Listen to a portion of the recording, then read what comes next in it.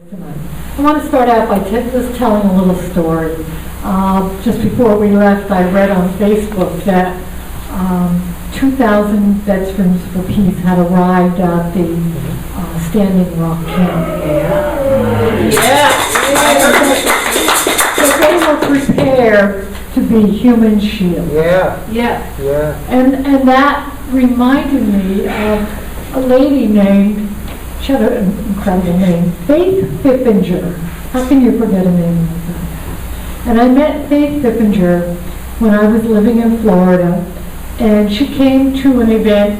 There was a coffee shop that people would get together to do progressive meetings and things. And she came as a speaker the night before she was going off to federal prison. She had gone to Iraq as a human shield before we started the war. And then she was charged when she came back as being for treason. And she beat that rap. But then she went to the School of the Americas to protest there. And she climbed over the fence and got herself arrested again. And I guess the federal government just had enough of Faith Fippinger. And the amazing thing was that when she got up to speak, and this is an older woman, she seemed older to me then, but that was about 12 years ago. She started to cry to the point that she couldn't speak. And I watched her try to get herself composed, and I realized this woman had enough courage to go to Iraq by herself as a human shield, and then to go climb over the fence at the School of Americas, and she was crying at the thought of going to prison. And I realized that courage doesn't mean that you're not afraid. It means that you do it anyway. And so these Veterans for Peace, what we're hearing is going on over there in Standing Rock and what they're doing to people. Amazing, amazing courage that I know they're afraid and they're doing it anyway. So I wanted to honor them.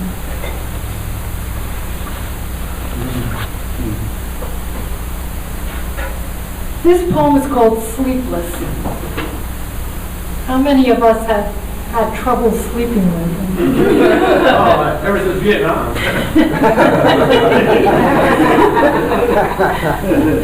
I have not actually slept since that long night when astonished reporters went off script as we watched one incomprehensible red piece after another inserted into the puzzle that was supposed to be mostly blue.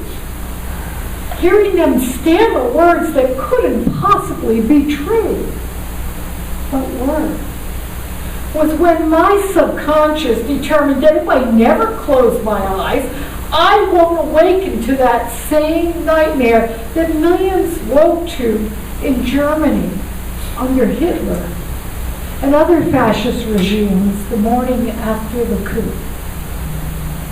I can stand here, hands perched on indignant hips, shaking my head in disbelief that such a thing could happen here.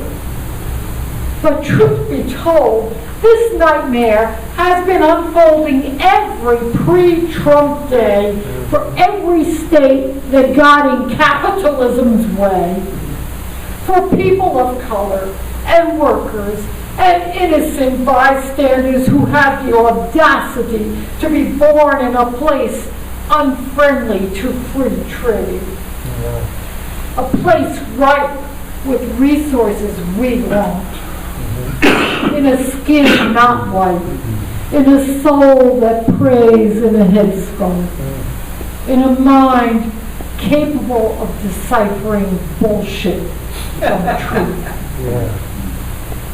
Even under the leadership of the first African American president, the one who was supposed to usher in an era of hope and change, the nightmare has been unfolding unchecked.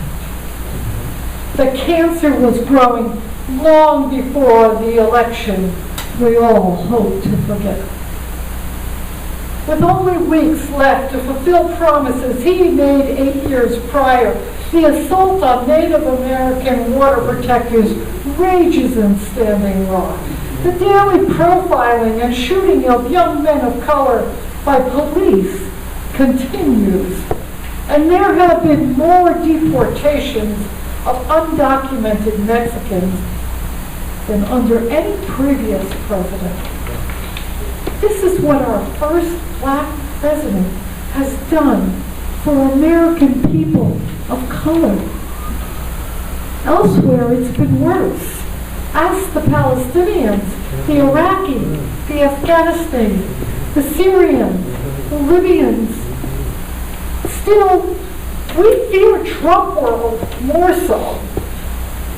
Why should the beast who brazenly snarls, "I will attack the outcast, the other, the most vulnerable," be so much more frightening than the one with the gracious smile who reassures us in wise tones, "I have your back," then quietly stabs you there, with class, of course. Do we fear Trump world more so because he has normalized hate, or because hearing the results of this election was like getting punched in the gut, or getting the results back from a biopsy of a tumor that has been festering for years? There's no more denying that we are screwed. Until that phone call where the voice says, "I'm very sorry to tell you," and you brace for the worst. Until that very microsecond before you hear it, you hope for the best. But the results came back positive, and they are positively the most negative thing you could imagine. We have cancer. Democracy has cancer. You can pretend that annoying lump is benign, normalize it, and all the hate-filled racism that's suddenly crawling out of the walls, normalize that too. This is just how it's gonna be from now on. Live with the cancer. Fascism, like cancer, doesn't just pop up overnight. It's been festering, infiltrating, spreading like a covert operation for a long time. And now it's keeping me sleepless.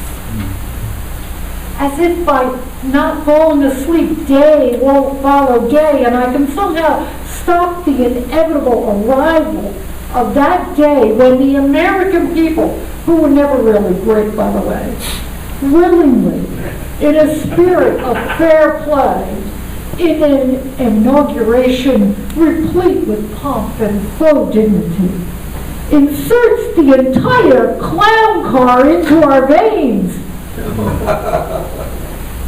Like the moment I learned that lump in my breast was deadly, I am sleepless, weighing my options. Do I just roll over and deal with whatever happens to me, ignore the rest of the inhabitants of the earth, normalize and deny, and let myself slowly die?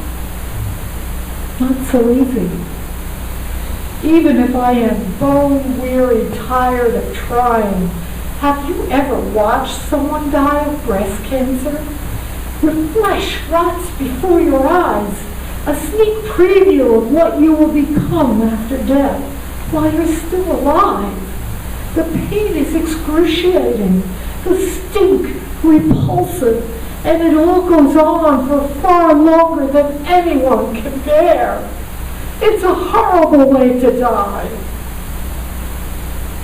Were we ever so naive to think that just because we were so fortunate to be born into a system that seemed to be working for most of us, that it would last forever?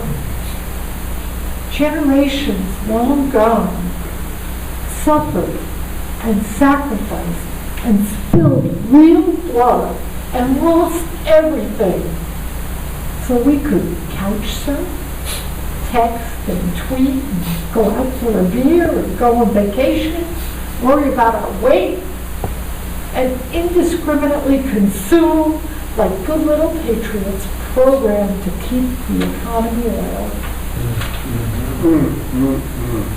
Generations after us may not even have a planet to sustain because America has this damn cancer. And we have to do something now before we run out of time and options. When you find out you have cancer, you quickly realize you can't fix it by wearing pink ribbons and walking for a cure. You have to pump poison into your veins and vomit and sweat and scream and resist death with every breath. You hold your loved ones close and you learn to let the little shit go. It's all about to get real ugly for all of us now. Democracy was so discerning about who suffers. Fascism will be much less so. I beat cancer with the support of family and friends. And together, we can beat this Trump thing.